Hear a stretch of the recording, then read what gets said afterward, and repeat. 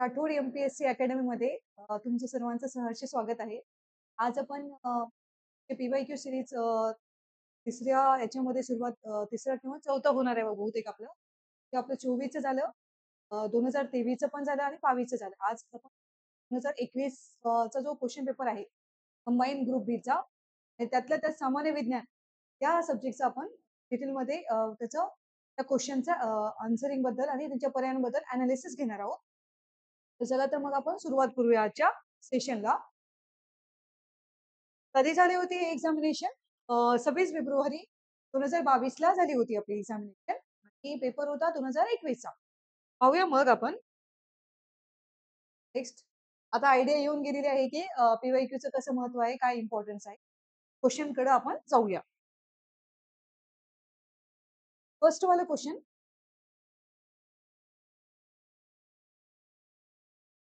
Question पहा. 0.025 electron volt ऊर्जा असलेल्या न्यूट्रॉन म्हणजे इन इंग्लिश मध्ये पाहूया. A neutron having energy of 0.025 electron volt is A dash. आपल्याला काय विचारलं की न्यूट्रॉनची एनर्जी आणि त्याचं व्होल्ट मध्ये दिलेलं आहे, इलेक्ट्रॉन व्होल्ट मध्ये त्याचं एनर्जी दिलेली आहे. तर त्या इलेक्ट्रॉन व्होल्टला काय म्हणतो आपण? ऑप्शन फर्स्ट आहे थर्मल न्यूट्रॉन, दुसरा आहे इपी थर्मल न्यूट्रॉन, थर्ड वाला आहे फास्ट न्यूट्रॉन आणि फोर्थ आहे ट्रू न्यूट्रॉन. तर याचा आन्सर काय आहे? Thermal neutron. म्हणजे त्याची हे बघा, हा थर्मल न्यूट्रॉन याचं जे हे असते रेंज कशी असते त्याची, त्या न्यूट्रॉनची रेंज कशी असते? 0.025 electron volt two electron volt two means हे जे रेंज असते त्याला काय म्हणतो आपण? थर्मल न्यूट्रॉन म्हणतो. लक्षात ठेवा. आणि हे कसा असतो? तो न्यूट्रॉन असतो हा. कसा असतो तो? तो एनर्जी असते याची. तो मुव्हिंग इलेक्ट्रॉन असतो हा.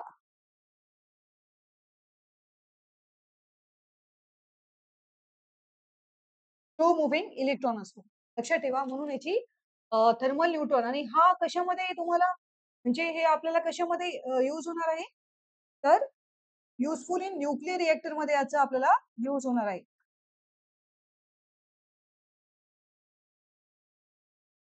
न्यूक्लिअर रिएक्टर मध्ये आपल्याला यूज होणार आहे. हे झालं. आता पाहूया दुसऱ्या ऑप्शनचं पण आपल्याला अभ्यास करावा लागते.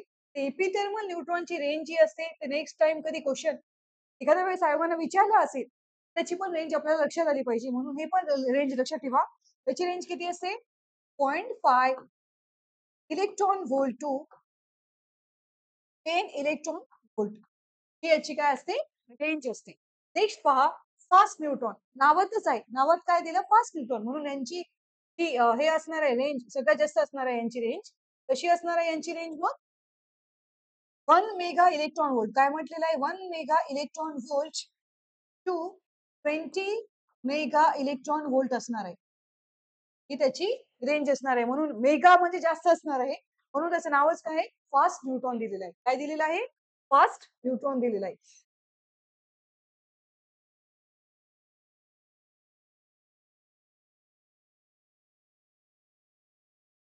शेवटचं ऑप्शन काय दिलं? Slow neutron. त्याची रेंज काय असणार आहे मग? लेस दॅन 1 इलेक्ट्रॉन व्होल्ट अशी त्याची रेंज असते. अशा न्यूट्रॉनला काय म्हणतो आपण? स्लो न्यूट्रॉन असं म्हणतो. म्हणून लक्षात ठेवा. 0.025 इलेक्ट्रॉन व्होल्ट जर आला असेल तर त्याचा आन्सर काय असणार आहे? अशा प्रकारच्या न्यूट्रॉनला आपण काय म्हणतो? थर्मल न्यूट्रॉन असं म्हणतो. चला आता हे कशाचं क्वेश्चन होता? फिजिक्सचा क्वेश्चन होता. नेक्स्ट पाहूया आपण क्वेश्चन. आपण क्वेश्चन कशाबद्दल आहे? फिजिक्स बद्दल आलेला आहे. फिजिक्सचा नेक्स्ट क्वेश्चन आहे. पाहूया आपण. काय म्हटलेलं आहे? कमी तापमानाच्या वस्तूतून उच्च तापमानावरील वस्तूत उष्णता स्थानांतरण काय असते? हे विचारलेलं आहे. इन इंग्लिश मध्ये पहा. Transfer of a heat from a body at low temperature to a body at higher temperature is dash. हे क्वेश्चन विचारलेलं आहे. आता बघा, ट्रान्सफॉर्मेशन ऑफ एनर्जी वरती विचारले, ट्रान्सफॉर्मेशन ऑफ हीट वरती आहे. तर आता पर्याय वाचूया आपण. पहिले वेळेला म्हणलं की काहीतरी म्हणजे बघा, at high temperature is impossible. कसं असेल? असे पर्याय असणार आहेत का? दुसरी गोष्ट पहा, क्वेश्चन विचारलेल्याचा answer none of the above असेल का? ते पण पर्याय तुमचा नसणार आहे. आता बघा उरलेत किती 50-50 मध्ये पाहायचं आपण कशा प्रकारे आन्सर येऊ शकते ते. काय म्हटलं possible by keeping both the bodies in contact. Third वाला ऑप्शन काय possible by doing some external work. तर याचा आन्सर काय आहे तुमचं थर्ड आन्सर दिलेलं म्हणजे काय काही बाह्य कार्य करून ते शक्य आहे. हा क्वेश्चन कशावरती दिला आहे सेकंड लॉ ऑफ थर्मोडायनामिक्स कशावरती विचारलेला आहे पहा माझ्या सेकंड लॉ ऑफ थर्मोडायनामिक्स वरती विचारलेला आहे कशावरती आलं second law of thermodynamics second law of thermodynamics.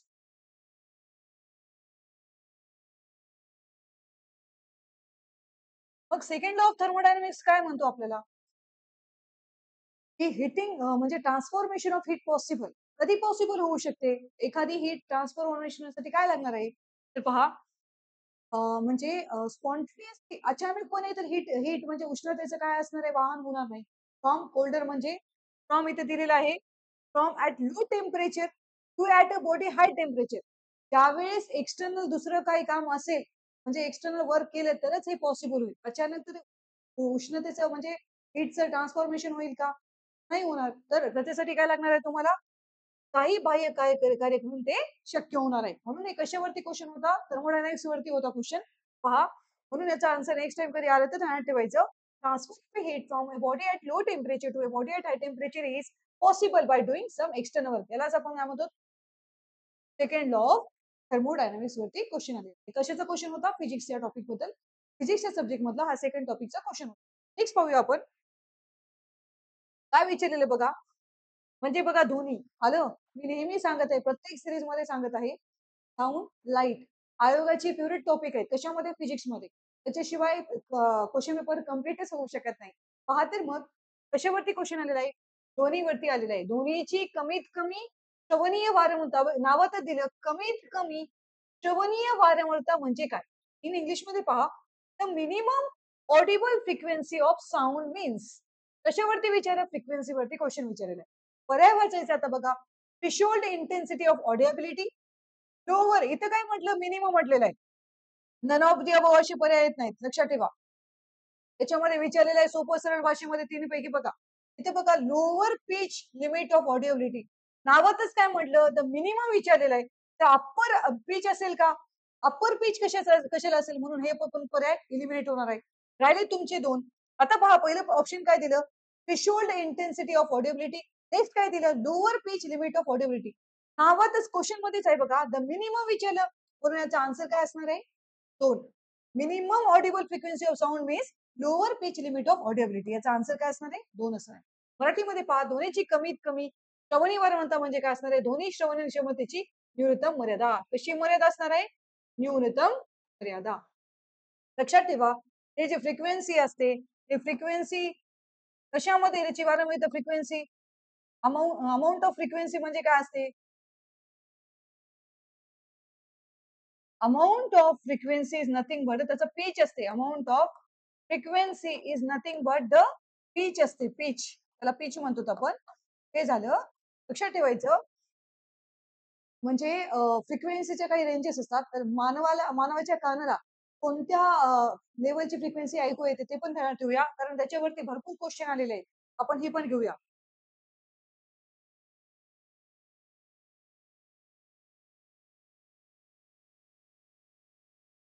मानवीय म्हणजे मानव कानाला मानवी कानाला कोणत्या फ्रिक्वेन्सीची रेंज आवश्यकता आहे म्हणजे जी श्रवणीय असणारी फ्रिक्वेन्सी कोणती आहे 20 हर्ट्ज टू 20 किलो हर्ट्ज कोणत्या रेंज मध्ये असणार आहे 20 हर्ट्ज टू 20 किलो हर्ट्ज मध्ये जो रेंजची फ्रिक्वेन्सी असते ही फ्रिक्वेन्सी मानवी कानाला कशी असणार आहे ऑडिबल असणार आहे कशी असणार आहे फ्रिक्वेन्सी ही ऑडिबल असणार आहे लक्षात ठेवायचं आणि ज्या वेळेस लेस दॅन म्हणजे बघा लेस दॅन 20 हर्ट्ज असतील तर अशा फ्रिक्वेन्सीला कोणती फ्रिक्वेन्सी म्हणतो आपण ऑडिबल फ्रिक्वेन्सी म्हणतो काय म्हणतात आपण ऑडिबल फ्रिक्वेन्सी असे म्हणतो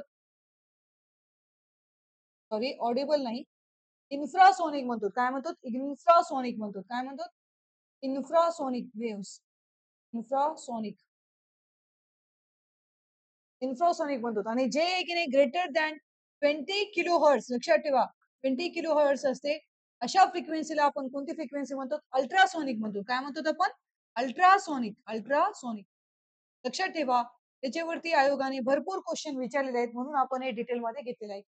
मानवी कानाला कोणती म्हणजे आपल्या कानाला जे ऐकू येते ते कोणत्या फ्रिक्वेन्सीची रेंज असते ती एक दिली. त्याच्यापेक्षा कमी असेल तर त्याला काय म्हणतो आपण? इन्फ्रासॉनिक आणि त्याच्यापेक्षा जास्त असेल तर त्याला काय म्हणतो आपण? अल्ट्रासॉनिक फ्रिक्वेन्सीची रेंज म्हणतो. ते झालं आता. हे तिसरं क्वेश्चन होतं फिजिक्सचं कव्हरेज झालेलं आहे. नेक्स्ट पाहूया आपण. आता पहा 3 क्वेश्चन फिजिक्सचे असतात, 3 क्वेश्चन केमिस्ट्रीचे असतात. आता एक केमिस्ट्रीचे क्वेश्चन कसे आले ते पाहूया आपण. लक्षात ठेवा. हे एक सांगायचंय तुम्हाला सगळ्यांना, की जरी आपल्याला सायन्सचा सब्जेक्ट अवघड वाटत असला तरी सगळ्यांनी काय करायचं, हे पी-वाय-क्यू सीरीजमध्ये कशी क्वेश्चन विचारलेले आहेत, त्याची लेव्हल तरी कशी असते, ते पाहून घ्यायचं. कारण आता जवळ येणार आहे एक्झाम आपली. मग तुम्हाला म्हणजे आयडिया येऊन जाते, की क्वेश्चनची लेव्हल कशी आहे, कशा प्रकारचं कुठल्या डेप्थपर्यंत क्वेश्चन येऊ शकतात. याची आपल्याला थोडीशी समज येईल. कशानुसार? या पी-वाय-क्यू सीरीजनुसार. आणि कधी-कधी कसं असते, या 4 पर्यायांमधलं एखाद्या वेळेस 4 पर्यायांपैकी एखादा नवीन क्वेश्चन फ्रेम होऊ शकतो. म्हणून तुम्हाला पुढच्या एक्झामला खूप महत्त्वाचं असणार आहे. येणाऱ्या एक्झामसाठी हे सीरीज खरंच खूप महत्त्वाची असणार आहे. दररोज पाहत जायची ही सीरीज. आता पहा सुरुवात कशाची झाली? केमिस्ट्रीच्या क्वेश्चनची सुरुवात झालेली आहे. क्वेश्चन आहे हिरा डॅश आहे. Diamond is a dash. डायमंडमध्ये कोणतं क्रिस्टल असं विचारलेलं आहे. बघा मेटॅलिक क्रिस्टल मला सांगा डायमंड हा कसा आहे? कार्बनचा फॉर्म आहे. कार्बन काय आहे? कार्बनचे 3 फॉर्म असतात. अशा प्रकारे बघा डायमंड एक आहे, ग्राफाईट आहे, पक्की बॉल असतो. ते वाले कशाचे फॉर्म आहेत? कार्बनचे वेगवेगळे फॉर्म आहेत. तर पहा डायमंड इज आहे. तर मला सांगा कार्बन हा मेटल आहे का? म्हणून तो मेटॅलिक क्रिस्टल असणार आहे का? लक्षात ठेवा. आयनिक क्रिस्टल असेल का? नसणार आहे. मॉलिक्युलर क्रिस्टल आणि कोव्हॅलेंट क्रिस्टल. तर त्याचा आन्सर काय असणार आहे? कोव्हॅलेंट क्रिस्टल असणार आहे. मराठीमध्ये त्याला काय म्हणतात? सहसंयोजी स्फटिक म्हणतात. काय म्हणतात आपण? सहसंयोजी स्फटिक असे म्हणतो.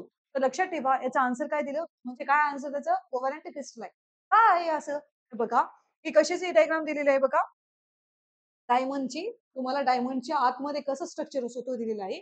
तर लक्षात ठेवा, डायमंडमध्ये कसं असते, एक कार्बन आहे ॲटम. हे काय सपोज हा कार्बन ॲटम आहे. हा काय आहे? कार्बन ॲटम नावातच दिलेला आहे. हा कार्बन ॲटम किती दुसऱ्या बॉन्डला जॉइन असतो? 4. म्हणजे बघा हे इथे 1, 2, 1, 3 आणि हे 4. बघा हे एक बॉन्ड, हे एक, हे एक आणि हे एक असे 4 बॉन्ड झालेत. आता दुसरं कार्बन हे पण कार्बन आहे समजा. इथे एक बॉन्ड झाला, एक झाला, एक झाला आणि एक. म्हणजे एक कार्बन दुसऱ्या कार्बनला किती बॉन्ड कनेक्ट होते? 4-4 बॉन्डने कनेक्ट होते. म्हणून त्याची जॉमेट्री काय आहे? टेट्रागोनल sp3 बॉन्डिंग आहे. त्याच्यामध्ये बॉन्डिंग कोणती आहे? नेक्स्ट जर क्वेशन आला असेल, तर आपल्याला असं विचारलेलं आहे, की डायमंडमध्ये कोणती जॉमेट्री असते त्या कार्बन ॲटमची? कोणती जॉमेट्री असते? टेट्रागोनल sp3 हायब्रिडायझेशन असते आणि त्या बॉन्डिंगला काय म्हणतात? टेट्रागोनल बॉन्डिंग म्हणतो आणि याच्यामध्ये हायब्रिडायझेशन काय असते? sp3 हायब्रिडायझेशन असते. आणि अशा प्रकारे टेट्रागोनल स्ट्रक्चर फॉर्मेशन होत असते. कोणाचं? डायमंडमध्ये कार्बन एटमचं फॉर्मेशन होत असते. लक्षात ठेवा, आपण फक्त पी-वाय-क्यू घेऊन फक्त क्वेश्चनचा आन्सर पण न जाता अजून त्याच्यामध्ये डीपमध्ये एक्सप्लेनेशन करतो. कारण पुढचं क्वेश्चन कसं फ्रेम होईल त्यानुसार आपल्या यानुसार सुद्धा तुमचं क्वेश्चन कसं होणार आहे? टॅकल होऊ शकणार आहे. लक्षात ठेवा. नेक्स्ट पहा, काय क्वेश्चन विचारले बघा मिश्र धातू. आलं अजून अलाईज वरती एखाद्या वेळेस क्वेश्चन प्रत्येक एक्झामिनेशनचा फेवरेट टॉपिक आहे मिश्र धातू. पहा पहिल्यांदा कार्बन वरती विचारलं, आता कशावरती विचारलं तुम्हाला? मिश्र धातू काय? तर त्याच्यामध्ये एखाद्या धातूचं म्हणजे बघा मेटल्स, नॉन मेटल्स आणि अलॉइड. अलॉईज जे असतात त्याच्यावरती कंपल्सरी क्वेश्चन येत आहे प्रत्येक एक्झाममध्ये. आणि 24ची असो, 23ची असो त्याच्यामध्ये अलॉयचं मिक्सचर विचारलेलं आहे. ब्रॉन्झचं विचारलेलं आहे किंवा तुमचं जर्मन सिल्व्हर विचारलेलं आहे. तर तुम्हाला लक्षात येऊन जाते तुमची जी चौकट आहे आपल्याला वाटतं की खूप अवघड आहे सायन्स असं असं खूप अवघड आहे. खूप पुस्तकं वाचायला लागतात. त्याच्यात 5 सब्जेक्टचा अभ्यास करावा लागते. परंतु असंच काही नाही. ज्यावेळेस तुम्ही असं पी-वाय-क्यूचं अॅनालिसिस करणार आहे, तेव्हा त्यावेळेस तुमची चौकट कशी असणार आहे? मजबूत होणार आहे. यानुसार म्हणजे कोणत्या टॉपिकला किती इम्पोर्टन्स द्यायचं ते कळणार आहे. तर आता पाहूया आपण हा क्वेश्चन. डॅश मिश्र धातूचे उच्च सामर्थ्य ते वजन गुणोत्तर प्रामुख्याने विमान आणि कशाबद्दल विचारलं? विमान आणि ऑटोमोबाईल उद्योगांमध्ये वापर करण्याची शिफारस करतात. लक्षात ठेवा, विमान कसा असतो रे? एरोप्लेन कसा असतो? म्हणजे तो लाईट वेटमध्ये कसा असतो? लाईट असतो, हलका असतो. हां, आणि मग त्या अशा मेटलचं तुम्हाला मिश्रण घ्यावं लागणार आहे. त्याची डेन्सिटी कशी असणार आहे? कमी असणार आहे. जसं बघा, high strength to weight ratio of dash alloy mainly recommended their use in aircraft and automobile industry. लक्षात ठेवा light steel, light copper, light titanium, light aluminium. याचा आन्सर काय असणार आहे? Light aluminium. म्हणजे हलक्या अल्युमिनियमचा वापर करतात कशामध्ये? विमान विमानाचं जे कंपोजिशन असतं त्याच्यामध्ये कोणता मेटल घेतो, कोणता अलॉय घेतो, तर काय त्याचा आन्सर? लाईट अल्युमिनियम घेतो. लक्षात ठेवा. लाईट अल्युमिनियम कसा असतो? वेट मध्ये पण कसा असतो? हलका असतो. दुसरी गोष्ट, हा कसा असतो? म्हणजे रेजिस्टन्स, त्याला काय म्हणतात आपण? त्याच्यावरती गंज वगैरे चढत नाही. गंजला काय म्हणतात आपण? अ, गंज प्रतिबंधक असतो तो. गंज प्रतिबंधक असतो. प्रतिबंधक असतो. नेक्स्ट आपण दुसरी गोष्ट काय पाहू शकतो? वेट मध्ये पण कसं असतो? लो वेट असते याचं. लो वेट असते. आणि दुसरी गोष्ट, त्याची कॉस्ट पण कशी असते? कमी असते. म्हणून विमानमध्ये काय करतात आपण? लाईट अल्युमिनियम या मिश्रधातूचा वापर करत असतात. लक्षात ठेवा. म्हणजे जनरल तुमचं जे सेन्स आहे त्याच्यानुसार हा क्वेश्चन आलेला आहे. जे application of metal alloys in daily daily uses मध्ये कोणत्या औद्योगिक इंडस्ट्रीमध्ये काय वापर होतो ते आलेला क्वेश्चन. नेक्स्ट पाहूया. काय क्वेश्चन पडलं? हा थोडा डिफिकल्ट लेवलचा क्वेश्चन होता. म्हणजे इन्व्हायरमेंट केमिस्ट्री बद्दल क्वेश्चन होता. पाहूया क्वेश्चन काय म्हणते. खालच्या वातावरणात हायड्रोकार्बन आणि नायट्रोजन ऑक्साईड यामध्ये अभिक्रिया होऊन दुहार तयार होतो. हाच अन्योन्य क्रियेत डॅश हे दुय्यम उत्पाद असतात. इंग्लिशमध्ये पहा. लोअर ऍटमॉस्फिअर स्मॉग कशावरती विचारलं? स्मॉग म्हणजे धुके वगैरे असतात ना. Is form by the reaction between hydrocarbon and nitrogen oxide. This interaction produces dash as secondary pollutant म्हणून क्वेश्चन विचारलेला आहे. लक्षात ठेवा. सेकंडरी पोल्युटंट मध्ये स्मॉग जेव्हा फॉर्मेशन होत असते त्याच्यामध्ये एक कंपोजिशन काय असतो? ओझोन असतो. लक्षात ठेवा. एक कमीत कमी वेळ तरी आपल्याला माहित असते की ओझोन असेल म्हणून त्याच्यामध्ये. तर ओनली ओझोन पहिला पर्याय काय दिलं? काय दिले त्यांनी? ओनली ओझोन अँड अल्डिहाइड दिलं. ओनली अल्डिहाइड हे बघा याच्यामध्ये ओझोन हा नाव नाही म्हणून हे पण पर्याय कट होतो. Only aldehyde ketones peroxide acid याच्यामध्ये पण आहे हे बघायचं. मग बघा असं जर क्वेश्चन आलेले असेल लक्षात ठेवा आपल्याला याच्याबद्दल काहीच नॉलेज नसते म्हणजे काहीच माहिती नसेल तर कसं करायचं? कमीत कमी ओझोन हा घटक प्रिपरेशन होतो आपल्याला माहिती आहे जनरल व्ह्यूज नुसार की एखादा सेकंडरी पोल्युटंट्स विचारले तर का नावातच काय सेकंडरी पोल्युटंट्स. पोल्युटंट्स या घटकामध्ये ओझोन आपल्याला माहिती असते की हे येणार. कमीत कमी आपलं जनरल नॉलेज किंवा जनरल अवेअरनेस नुसार आपल्याला हे आन्सर भेटेल. तर त्याच्यानुसार या दोन पर्यायापैकी तुम्हाला चॉईस करायचं असते तर आपण काय करायचं? अशा क्वेश्चनच्या आन्सरला ओव्हरऑल आन्सर घेऊन जाण्याचा प्रयत्न करायचा. जरी आपल्याला माहिती नसेल, काहीच जर माहिती नसेल, कमीत कमी आपलं 50-50 पर्यंत कसं जाऊ शकते किंवा क्वेश्चन सॉल्व्ह करायचे असेल तर कशा प्रकारे आन्सर निवडायचं ते सांगत आहे मी तुम्हाला. पहा, अशा वेळेस आपण आहे की नाही ओन्ली ओझोन आणि अल्डिहाइड घेऊन जाण्यापेक्षा या ऑप्शनला घेऊन जाण्याचा प्रयत्न करायचा. आणि अशी ऑप्शन घेऊन घेतले की असं आन्सर करेक्ट येत असते. पहा, त्याचा आन्सर काय आहे? ओझोन, अल्डिहाइड्स, कीटोन्स आणि परऑक्सी ऍसिड नायट्रेट. त्यालाच काय म्हणतो? पान म्हणतो. काय म्हणतो त्याला? पान म्हणतो. PAN पान. लक्षात ठेवा. इथे दिले पॅन्स म्हणतो त्याला. काय म्हणतो आपण? पॅन्स. लक्षात ठेवा. हे त्याचे बाय प्रोडक्ट्स म्हणजे ऍज अ सेकंडरी पोल्युटंट तयार होतात. कुठं? याला कोणती रिएक्शन म्हणतात? केमिकल स्मॉग ही रिएक्शन होत असते. त्याच्यामध्ये काय असते? इन लोअर ऍटमॉस्फिअर खालच्या ऍटमॉस्फिअर मध्ये smog is form by the reaction between hydrocarbon. कशा कशामध्ये रिएक्शन होईल तुमची? Hydrocarbon plus nitrogen oxide. Nitrogen ऑक्साईडचे वेगवेगळे फॉर्म असतात. NO2, NO इथे दिलेलं आहे बघा. इथे छानपैकी आपण फोटोकेमिकल फॉर्मची इथे रिएक्शन तुम्हाला दिलेली आहे. एक दाखवलेलं आहे कसं असते. हे लोअर ऍटमॉस्फिअर समजा त्याच्यामध्ये काय होते? फोटोकेमिकल स्मॉग होत आहे.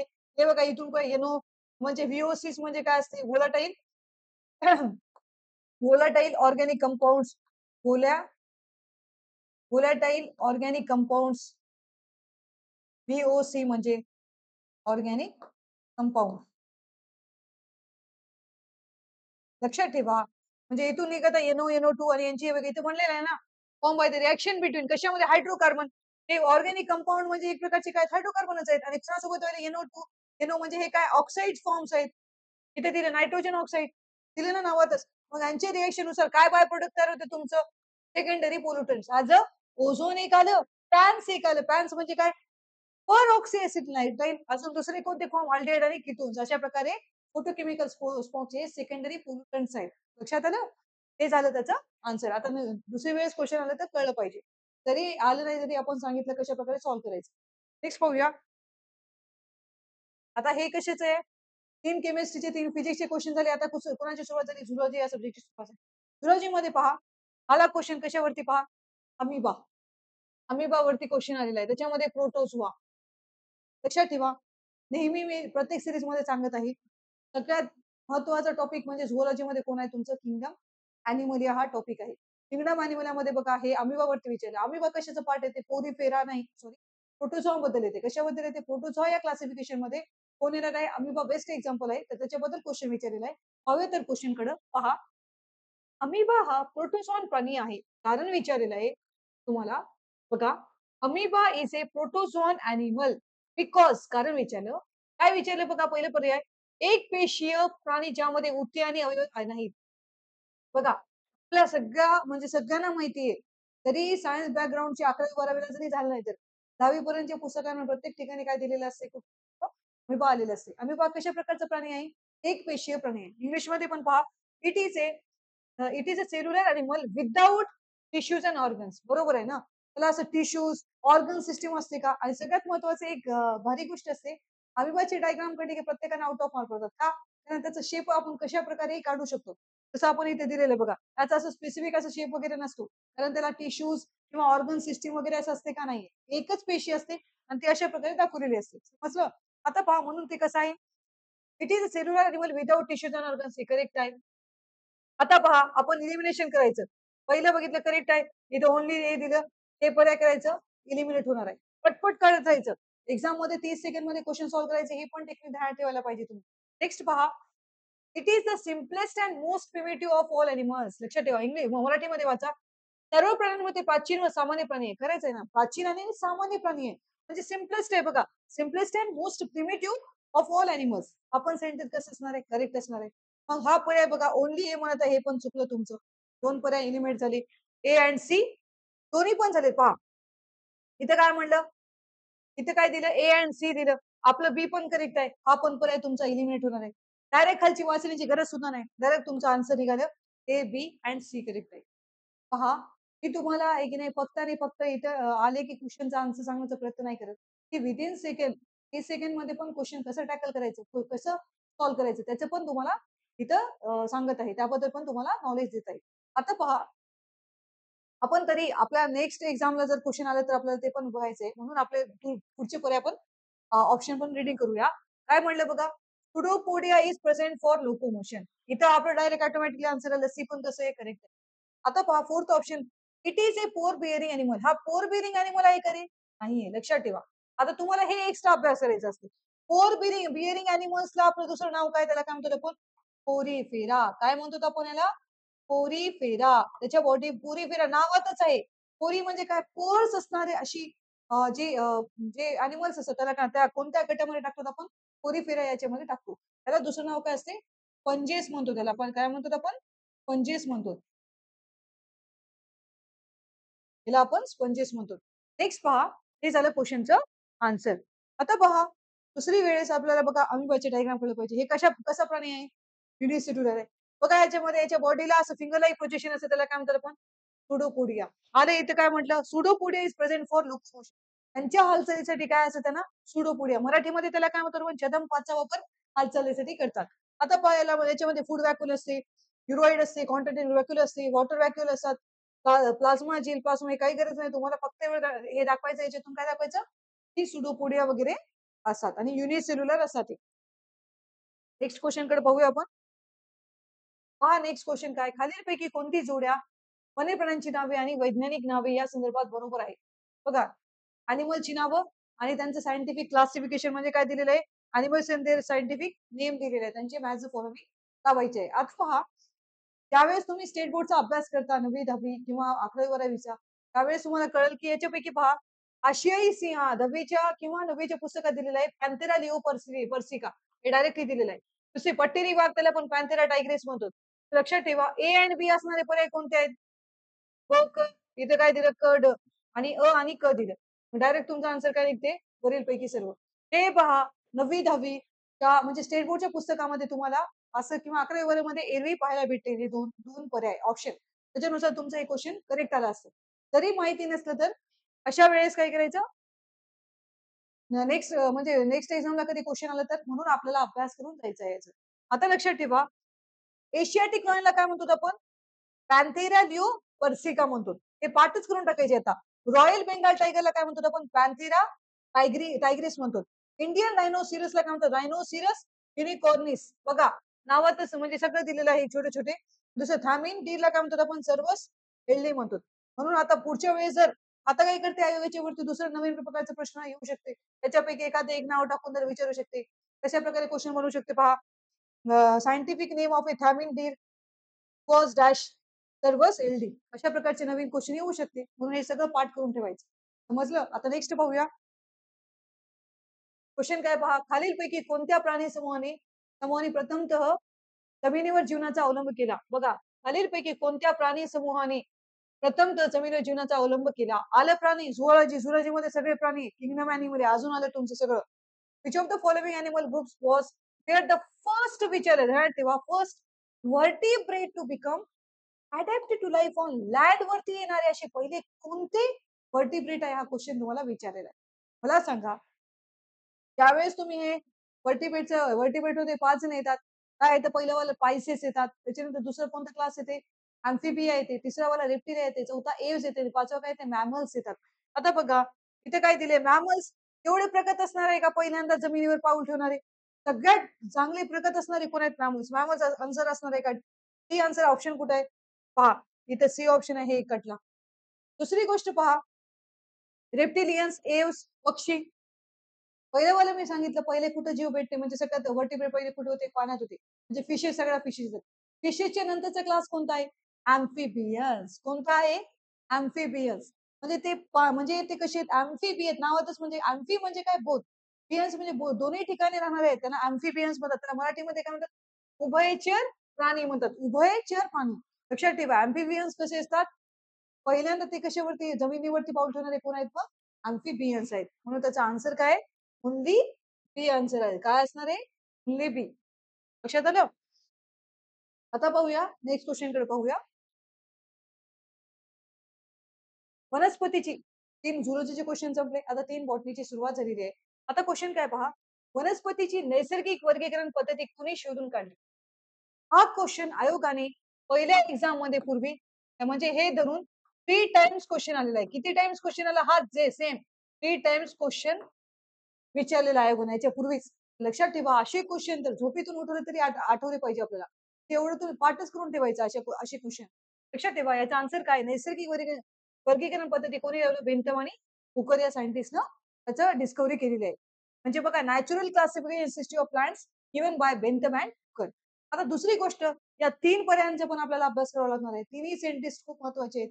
आता पहा जसं नॅचरल क्लासिफिकेशन सिस्टम आहे तसं कार्लस लिनायस बॉटनीचा अभ्यास करत असताना मला तर असं वाटतं प्रत्येक खूप साऱ्या डिस्कव्हरीज आहे. कोणी दिलेल्या कोणाचं नाव येते? कार्ल लिनायस या सायंटिस्टचं नाव येते. कार्ल लिनायसने काय दिलेलं आहे? आर्टिफिशियल सिस्टम ऑफ क्लासिफिकेशन दिलेलं आहे. आर्टिफिशियल सिस्टम ऑफ क्लासिफिकेशन दिलेलं आहे. कोणी दिलेलं आहे? कार्ल लिनायसने दिलेलं आहे. क्लासिफिकेशन हे झालं. आता पहा थिओफ्रास्टसला काय म्हणतात आपण? फादर ऑफ बॉटनी म्हणतो. थिओफ्रास्टसला काय म्हणतात आपण? फादर ऑफ बॉटनी म्हणतो. नेक्स्ट पहा जीएम स्मिथ हे जे नाव आहे यांनी काय केलेलं आहे तर फायकोलॉजी स्टडी ऑफ अलगीचा अभ्यास आणि त्यांनी खूप डिस्कव्हरी केलेली तसं तशाही प्रकारे कार्ल लिनायसचं बघितलं ना खूप सारे डिस्कव्हरी आहेत. बट इथे नॅचरल विचारलं म्हणून आपण इथे आर्टिफिशियल देणारे कोण होतं त्याचे रिलेव्हंट म्हणून आन्सर दिलं. आता बघा जीएम स्मिथनं पण खूप सारे डिस्कव्हरीज केले परंतु त्यांचं जास्त प्रिफरन्स कशाला होतं? फायकोलॉजी या फील्ड बद्दल होते. त्यांनी फायकोलॉजी मध्ये काय स्टडी ऑफ अलगी बद्दल होते. त्यांनी जास्त अभ्यास केलेला आहे. कशाचा अभ्यास केलेला आहे त्यांनी? अलगीबद्दल जास्त त्यांना नॉलेज होतं. लक्षात ठेवायचं. पुढच्या वेळेस आलं तर कमीत कमी तुम्हाला नवीन क्वेश्चन आला तर तुम्हाला टॅकल होऊ शकेल. आता पाहूया नेक्स्ट क्वेश्चन कडे जाऊया. काय विचारलं? खालीलपैकी कोणता कारक जीव गव्हावरील तंबेरा रोगासाठी आणि गव्हावरती तंबेरा रोगासाठी कारणीभूत आहे? लक्षात ठेवा मी तुम्हाला सांगते म्हणजे फंगल डिसीजेस किंवा plant diseases with their causing agents आयोगाचा फेवरेट टॉपिक आहे. प्रत्येक एक्झामला काही ना काही क्वेश्चन त्याच्यावरती आलेलेच असते. ते तरी असेल किंवा तुमचे प्लांट हार्मोन्स वरती येते किंवा प्लांट न्यूट्रिएंट्स या तिन्ही पैकी प्रत्येक वेळेस तिन्ही पैकी एकावरती नेहमी क्वेश्चन येत असतो. तीन तीन प्रश्नांपैकी. लक्षात ठेवा आता बघ ज्यावेळेस गहू येईल, गहूला इंग्लिशमध्ये काय म्हणतो आपण? व्हीट म्हणतो. काय म्हणतो? व्हीट. लक्षात ठेवा या व्हीट पासून नेहमी त्याला डिसीज जे होतो त्याचं नाव आहे की नाही स्पेसिस ध्यानात ठेवायचं. व्ही पासून काय ते ट्रिट्रिसी, ट्रिट्रिसी. फक्त जिथं जिथं ट्रिट्रिसी येईल, व्हीटचं टी वरून ट्रिट्रिसी ध्यानात ठेवायचं. जिथं तिथं ट्रिट्रिसी आलं तेव्हा गव्हावरचा डिसीज असतो. लक्षात ठेवा ट्रिट्रिसी येणार कुठे आहे बघा? हा पहिलाच पर्याय. तर लक्षात ठेवायचं याचा आन्सर काय असणार आहे? Which of the following is the causal organism of wheat rust disease? नावात व्हीट आहे, आला ट्रिटिसी. काय आलं? ट्रिटिसी. जिथे जिथे ट्रिटिसी तिथे तिथं व्हीट. लक्षात आलं म्हणून याचा आन्सर काय? पक्सिनिया ग्रामीण स्थिती. आता दुसरी गोष्ट बघा याच्यासाठी तुम्हाला मॅट्रिक्स लिहून देते. म्हणजे तुम्हाला बघा गव्हावरचे पण गव्हावरती वेगवेगळ्या प्रकारचे डिसीज होतात. त्याच्यापैकी गव्हावरती पडणारे 5 डिसीजेस आयोगाने नेहमी रिपीट करून क्वेश्चन विचारलेले आहेत. कशानुसार कोणता डिसीज होतो आणि या डिसीजला कसं ध्यानात ठेवायचं त्याच्यासाठी मी एक ट्रिक सांगणार आहे. ते लिहून घ्यायचं तुम्ही सगळ्यांनी. त्याच्यासाठी ट्रिक्स लिहून घ्या.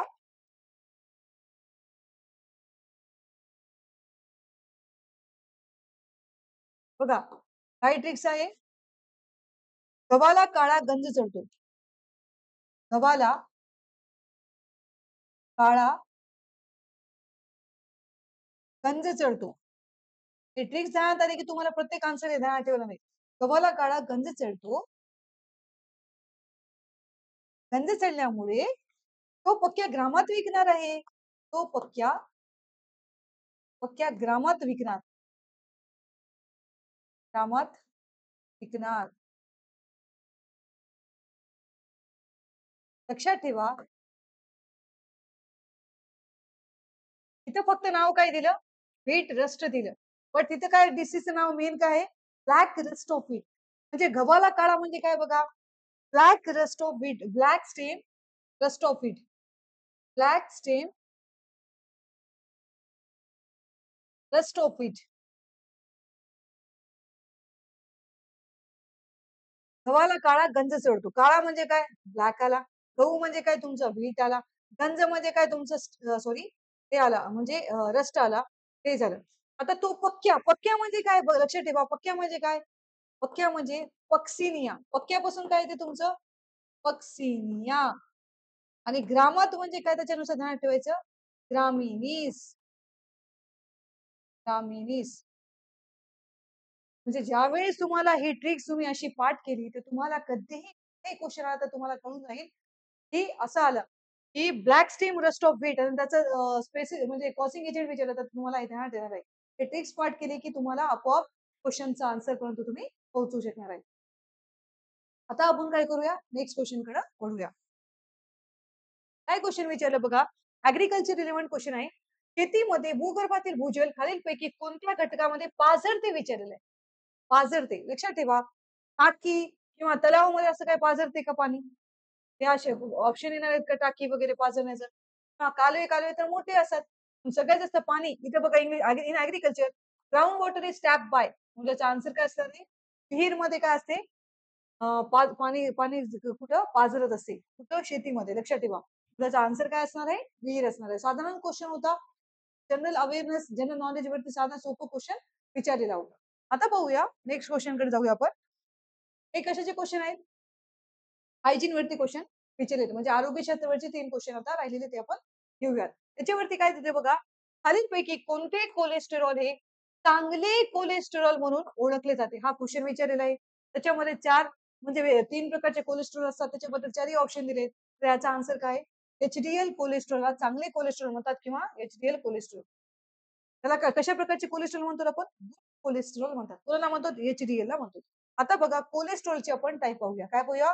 कोलेस्टेरॉलचे टाइप पाहूया. कोलेस्टेरॉल. कोलेस्टेरॉल किती प्रकारचे आहेत? 3 प्रकारचे दिलेले आहेत. ऑप्शन पर्यायामध्ये दिले आहेत पहा. कोणतं आहे तुमचं? एलडीएल. दुसरं वाला कोणतं आहे? व्हीएलडीएल. व्हीएलडीएल आणि लास्ट वाला कोणतं आहे? एचडीएल. त्याचे लॉंग फॉर्म बघा आता पुढच्या वेळेस. Low density lipoproteins. काय म्हणतात त्याला आपण? Low density lipoproteins. लिपोप्रोटीन्स.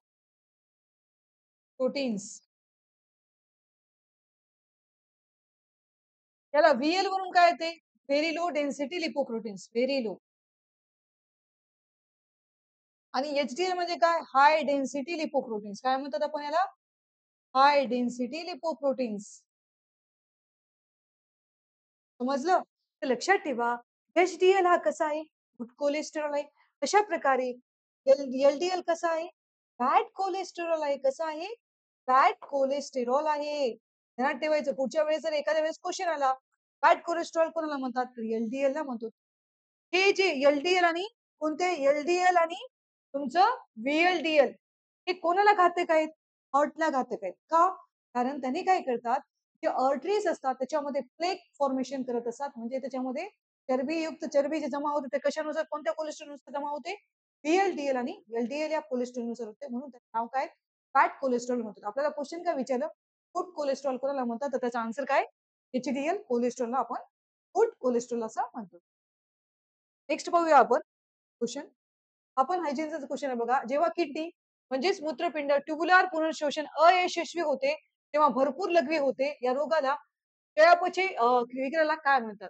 लक्षात ठेवा. मधुमेह मिलिटस, डायबिटीस मिलिटस हे आपण सिंपली कोणाला म्हणतो? सिंपल जे शुगर असतो की नाही, शुगर होतो म्हणतो त्याला कॉज करतो. याचा आन्सर काय? मधुमेह इन्सिपिडस म्हणतो. त्याचं नाव काय दिलं? की डायबिटीस इन्सिपिडस. नाव काय त्याचं? डायबिटीस इन्सिपिडस हा त्याचं डिसीजचं नाव आहे. तर लक्षात ठेवा, डायबिटीस इन्सिपिडस कधी होत असतो? त्यावेळेस त्यावेळेस काय होत असतो? इश्यूज असतो. कोणाला म्हणजे कोणाला हे परिणाम होतो? Issues with ADH hormone sorry. ADH hormone जो असतो त्याला ज्यावेळेस इश्यू होतो त्यावेळेस आपल्याला कोणता डिसीज होतो? डायबिटीस इन्सिपिडस हा रोग होत असतो. एडीएच हार्मोनला दुसरं नाव काय? व्हॅसोप्रेसिन म्हणतो. काय म्हणतो आपण? व्हॅसोप्रेसिन. लक्षात ठेवा, एडीएचचं लॉंग फॉर्म काय आहे? Anti diuretic hormone. काय असते? अँटी डायुरेटिक हार्मोन असते. Anti diuretic hormone. Uretic hormone. आता ध्यानात ठेवायचं, एडीएचचं काय काम असतं? तर आपण ते पण पाहूया. त्यावेळेस डायबिटीस इन्सिपिडस हा रोग कशामुळे होतो? कोणत्या हार्मोनला काय इश्यू कोणत्या म्हणजे हार्मोन रिलेव्हंट आहे? तर एडीएच हार्मोन रिलेव्हंट आहे. त्याला त्याचं दुसरं नाव काय आहे? व्हॅसोप्रेसिन. त्याचं लॉंग फॉर्म काय? Anti diuretic hormone. त्याचं काय काम आहे? एडीएच काय काम करतो? तर ध्यानात ठेवा. एडीएच हा नेहमी काय करतो? वॉटर बॅलन्स करण्याचं काम करतो. काय करतो? वॉटर बॅलन्स करण्याचं काम करतो. दुसरं त्याचं फंक्शनिंग लक्षात ठेवा. तो काय करतो? Blood pressure regulation blood pressure regulation करण्याचं काम करत असतो. कोण? एडीएच हा हार्मोन ब्लड प्रेशर रेग्युलेशन करण्याचं काम करत असतो. लक्षात ठेवा. 2 वेळेस म्हणजे यावेळेस एकदा आयोगाने काय केलं होतं याच 2021 ला एडीएच म्हणजे याच्यावरती म्हणजे कोणा थ्रू डायबिटीज इन्सिपिडस हे विचारलं होतं. दुसऱ्या क्वेश्चनला काय विचारलं? की डायबिटीज इन्सिपिडस होतो. कोणत्या हार्मोनमुळे होतो? हा क्वेश्चन डायरेक्ट त्याचा आन्सर काय होतो? ADH hormone. म्हणून हे आपण डिटेलमध्ये अनालिसिस घेतो. पुढचं क्वेश्चन आलं तर तुम्हाला आलं पाहिजे. नेक्स्ट वेळेस आयोगाने याच्या रिलेव्हंट क्वेश्चन विचारलं तर तुमचं चुकलं नाही पाहिजे म्हणून हे इन्फॉर्मेशन देत आहे. आता पाहून घ्या. हे दोन काम करत असते. त्यावेळेस यालाच म्हणजे एडीएच हार्मोनच व्यवस्थित काम करत नसेल तर तुमचं काय असणार आहे मग? वॉटरचं इम्बॅलन्स होणार आहे. म्हणून इथं काय सांगितलं? इथं काय म्हटलं बघा, when kidney tubular revision fails copious urination म्हणजे काय? तेव्हा भरपूर लघवी होते. म्हणजे काय? वॉटर इम्बॅलन्स होऊन जातो. म्हणून काय कोणता डिसीज होतो? डायबिटीज इन्सिपिडस हा रोग होतो. लक्षात आलं? आता पाहूया शेवटचं क्वेश्चन राहिलं. लास्ट क्वेश्चन पहा. खालीलपैकी कोणती लस तोंडावाटे दिली जाते? इथे विचारलं काय? लस विचारली, परंतु ती कोणत्या वे नुसार देते? तोंडावाटे. इंग्लिशमध्ये पहा. Which of the following vaccine is administered by oral route विचारलं. ओरल रूट विचारलं. तर याचा आन्सर काय आहे? सॅबिन. काय आन्सर आहे याचा? सॅबिन लस. लक्षात ठेवा. सॅबिन ही प्रकारची लस आहे.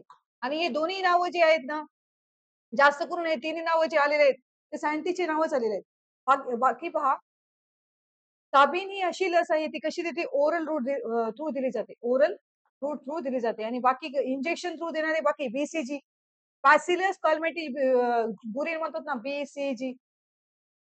लक्षात ठेवा. बीसीजी हा 2024 चा क्वेश्चन होता. काय विचारलं होतं? इंट्राडर्मली म्हणजे इंट्राडर्मली देणारा असा व्हॅक्सिन कोणता आहे? त्याचा आन्सर काय होतं? बीसीजी होतं. बॅसिलस कॅल्मेटी ग्युरिन हा त्याचा आन्सर होता. पहा 2024 चा पेपर म्हणजे ह्या पर्यायातून तिथे क्वेश्चन विचारलेला आहे. म्हणून तर आपल्याला ऑप्शनचा पण अभ्यास करावा लागणार आहे ना. पहा तर हे BCG असो, सॉल्क असो, मम्स, मिसेस, रुबेला हे जे व्हॅक्सिन्स आहेत, ते कशावाटे देतो म्हणजे इंजेक्शन थ्रू दिलं जातं आणि ओरल म्हणजे तोंडावाटे देणारे फक्त इथलं एकच आहे ते म्हणजे साबिन आहे. तर लक्षात ठेवा साबिन आणि सॉल्क हे जे 2 नावं आहेत, हे कोणत्या म्हणजे हे कोणाला लागतात? पोलिओ डिसीज पोलिओ जेव्हा होत नाही, पोलिओचे व्हॅक्सिन आहे ते, पोलिओ व्हॅक्सिन आहेत लक्षात ठेवा. त्या दोन्हीमधला फरक कसा आहे बघा. हे साबिन या सायंटिस्टने डिस्कव्हर केलं आणि हे ओरल रूट थ्रू दिलं जातं आणि साल कसं दिला जातो आपल्याला? इंजेक्शन थ्रू दिला जातो. लक्षात ठेवा इंजेक्शन थ्रू देणार आहे. ध्यानात ठेवायचं आणि मम्स, मिसेस, रुबेला हे सुद्धा इंजेक्शन थ्रू देणारे व्हॅक्सिन्स आहेत. तर अशा प्रकारे आपण 15 क्वेशनचं एक्सप्लेनेशन 2021 ची एक्झामिनेशन जी 2022 ला झाली होती त्याच्याबद्दल घेतलेलं आहे. पाहूया. अशा प्रकारे पूर्ण सीरीज तुम्ही व्यवस्थितपणे पाहून घ्यायची. तुम्हाला पुढच्या एक्झामला नक्कीच कामाला येणार आहे. धन्यवाद.